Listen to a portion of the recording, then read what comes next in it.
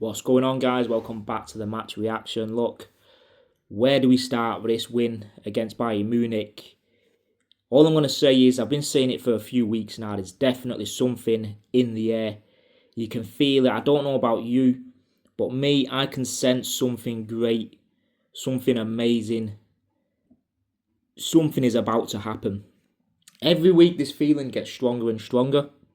And I hope no matter what happens come May next year, that you know what, we're alive to witness the great thing that will take place in May 2026. I know something's going to happen.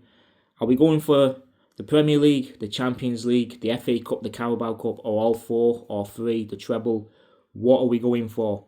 Look, Bayern Munich, the best team in Europe at the minute, unbeaten, won every game apart from one that they've drawn, and everyone's telling us that this is going to be the week where Arsenal crumble and the downfall starts to happen. But the downfall is continuing for the other clubs, not for Arsenal.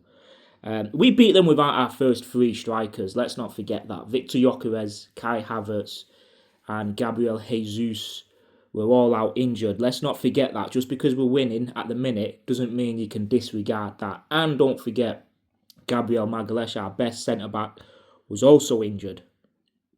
Now, this team is actually unreal at the minute. The heights that are reachable is realistic, but they are super, super high. But we can reach them because that's how good this team is at the minute. Timber, again, what a player. Unbelievable. He's easily the best right back in the Premier League and is top three in the world right now by far. Again, he opened the scoring with a set piece, quality. The first half, I thought, you know what, Bayern Munich was in this, and it's like it's going to be quite difficult to break them down. There was well organised, and it's like you're not coming through us. But as soon as the second half started, it's like, right, this is it. We was just piling on the pressure. The set pieces were daunting for them, and I think I was saying during the game in the second half, around the 50th, 55th minute, Miles Lewis-Skelly's not having a great game. He needs to come off. If he comes off, we win this 3-1, 4-1.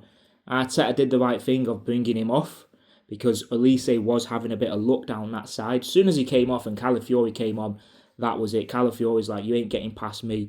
Elise didn't even try and take him on then. He had a couple of opportunities, but he backed off because Calafiori, when you 1v1 v him, you're like, where am I going? Calafiori at the minute is one of the best defenders in the Premier League, definitely the best left back in the league at the minute. You tell me who's better. There isn't anyone who's better than him at this moment in time. I think the collective unit, the way that we perform as a team, there's no individuals in there. It's not an individual team. It's a player. It's everyone participating together. It's the group.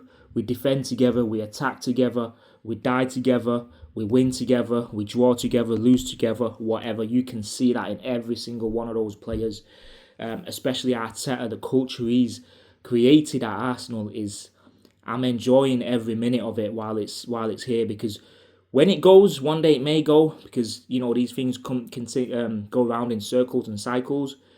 It's gonna be one of them where we're gonna be like, I wish we can go back to the time Arteta was cooking, because you've got to enjoy it. These times don't come all the time. Look, we've been supporting Arsenal for decades. Yes, we've won the big titles apart from the Champions League, but this culture, the way Arteta's got everyone together, I've never ever seen this. I've never seen this in my life, and I'm enjoying it so much. I just can't wait to, take each game as it comes and enjoy the moment. I think also, this is Bayern Munich's first loss. Let's not forget that. We've not even lost or drawn a game in the Champions League. We've won every one, 5 out of 5. And I tell you why it's so important, because the other teams around us in the Premier League who have got a chance, who are the closest things to rivals to taking that title away from us, like your Man Cities and Liverpools, they both got beat in the Champions League, right? So let's not forget, if you finish outside the top 8 in the Champions League, you've got to play a knockout round. We're not playing in that knockout round for shit. So that's 2 extra games in 2 weeks, 2 midweek games that will be free, re-energised, and we can rest up. Whereas Liverpool and City are more than likely, at least one of them or both of them, will finish outside the top 8. City have got Real Madrid away next as well. Liverpool have got another away game next. So look, it's getting a bit difficult for them. While they are playing the knockout games in February or whenever it is, January, we'll better relax our players a bit. That is why it's so important that we get in these wins. We get the next one, we're guaranteed top 8. I think we are anyway. I think it's sensible to say that. Because a lot of teams in the top 8 will play each other as well and there's points to be dropped. We win one more, it's done. Then the last 2 Champions League games, especially the last one against Cairo Almighty, we'll have the likes of Dauman playing, Mosquera, Hincapié. We can even give Kepa a game. Havertz and that will be back, hopefully. And it's one of them where we can just rest the whole team and then we can focus on whoever we're playing against on that weekend.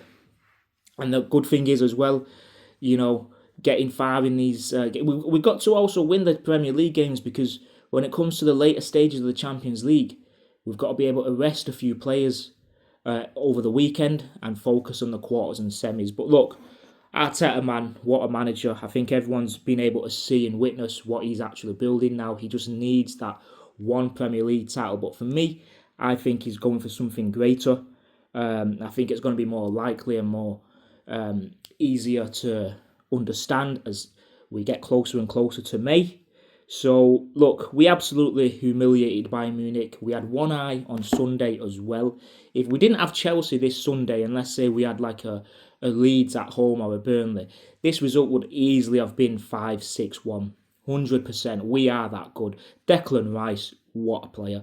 I was saying, what a player he's been at the moment. The confidence and the way he's just taking the other midfielders for a dog walk. He's just untouchable at the minute. Easily the best midfielder in the world right now. I'll go as far as saying that. Who else have we got? Mosquera coming in. Let's not forget, he's 21 years old. He's playing against Harry Kane and all them lot.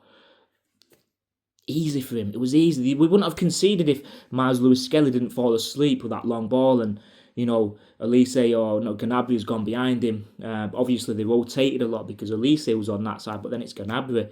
So, unlucky for Skelly, but he's got to find his form because he's not been at the best this season, but he has had a good game against Atletico Madrid. Let's not forget that, and when he's been called upon. Who else have we missed or left out? Odegaard's come back now.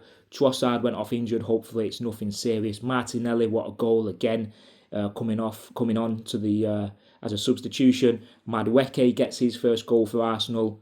The confidence. Look, Saka wasn't even involved in a goal apart from the assist. We're not relying on Saka anymore. If Saka and Odegaard are not playing, it doesn't impact us anymore. And that's the the biggest credit you can give to Arteta and Arsenal, because a few seasons ago, even last season, if Saka's not playing 90 minutes, it's like, what we're going to do? But now we can play without Saka. Saka could be rested now. Madueke can play on that right against like Brentford next Wednesday. He could start that and then we can rest Saka for the Aston Villa game. That's how important Madueke, Martinelli and all the rest of them have got to be rotated and included in these match day starts because we will need them all. Look, we've won. We're top of the league. We're top of the Premier League and the Champions League group stage. It's good. Now we've got to keep our foot on the ground and we've just got to prepare for Chelsea because this was meant to be the toughest week. And you know what? So far, we've walked through it with our eyes closed. But I think Sunday is the biggest one out of them three. So we'll get a preview out tomorrow or Saturday. And we'll see how it goes over the weekend. If we win that, though, I think it's more or less, you know what, literally every person in the world will say Arsenal are winning the title. We win at Chelsea, I think it's goodbye, mate. So we'll have that preview out shortly, man. I'll catch you on the next one.